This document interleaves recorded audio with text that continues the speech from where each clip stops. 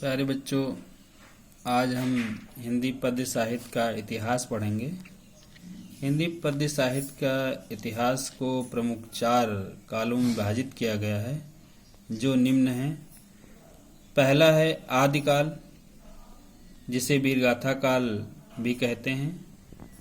इसकी समय सीमा है सन 769 ईस्वी से 1343 ईस्वी तक। इसे आदिकाल क्यों कहा गया?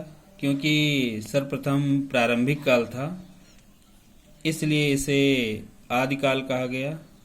और इसी काल की प्रमुख प्रवृत्ति है आश्रयदाता राजाओं की प्रशंसा करना, जिसमें आश्रयदाता कवि लोग अपने राजाओं की प्रशंसा करते थे, इसलिए इसे वीरगाथा काल भी कहा गया। दूसरा है पूर्व मध्यकाल, जिसे भक्ति काल कहते हैं। भक्ति काल को स्वर्ण काल भी कहा जाता है। इसकी समय सीमा है सन 1343 ईस्वी से 1643 ईस्वी तक। इसे पूर्व मध्यकाल क्यों कहा गया? क्योंकि मध्यकाल के पहले का समय था थोड़ा सा, इसलिए पूर्व मध्यकाल। दूसरे को उत्तर मध्यकाल कहा गया, क्योंकि बाद का मध्यकाल था। इसको रीत काल कहा गया। रीत काल का समय सीमा है 1643 ईस्वी से 1868 ईस्वी तक। चौथे को आधुनिक काल। आधुनिक काल को गद्य काल कहा जाता है, जिसकी समय सीमा है सन 1868 ईस्वी से अब तक। और ये आधुनिक काल हिंदी साहित्य में आज तक चल रहा है। इसे आगे प्रमुख कवियों ने आदिकाल का नामकरण किया है, जो मुख्य हैं। आदिकाल का नाम हज़रत शाह द्विवेदी और डॉक्टर रसाल ने दिया। आदिकाल का नाम वीरगाथा काल, इसे आचार्य रामचंद्र शुक्ल ने दिया। आदिकाल का नाम चारण काल जार गिरसन ने दिया। आदिकाल का नाम प्रारंभिक काल मिश्र बंधुओं ने दिया। आदिकाल का नाम बीज उपन काल महावीर प्रसाद द्विवेदी ने बताया।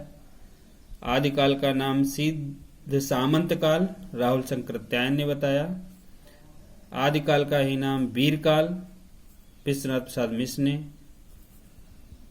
आदिकाल का नाम संधि चारण काल डॉक्टर राम कुमार वर्मा ने बताया।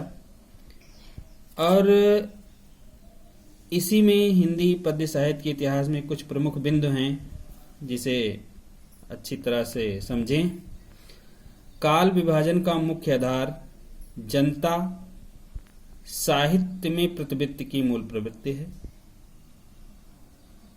दूसरा बिंदु है जनता की चित्तवृत्तियों का संचित प्रतिबिंब ही साहित्य का इतिहास कहलाता है।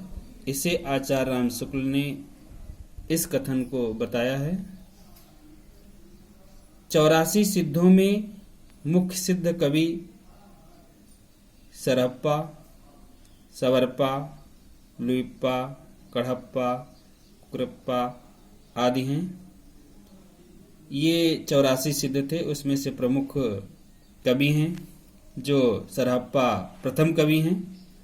हिंदी साहित्य के प्रथम कवियों में सरहप्पा का नाम सर्वप्रथम लिया जाता है।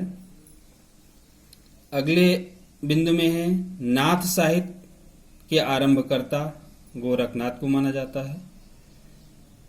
सिद्धों का संबंध ब्रजयान से था और प्रथम सिद्ध थे सरहप्पा, जो सहजयान के प्रवर्तक थे। ये प्रमुख बिंदु सभी बच्चे अच्छी तरह से याद कर लें, लिख लें, क्योंकि हिंदी साहित्य को अच्छी तरीके से पढ़ने के लिए भविष्य में आपको अच्छा ज्ञान रहे, इसके लिए प्रमुख और महत्वपूर्ण बिंदुओं को अच्छी तरह से समझना है। धन्यवाद।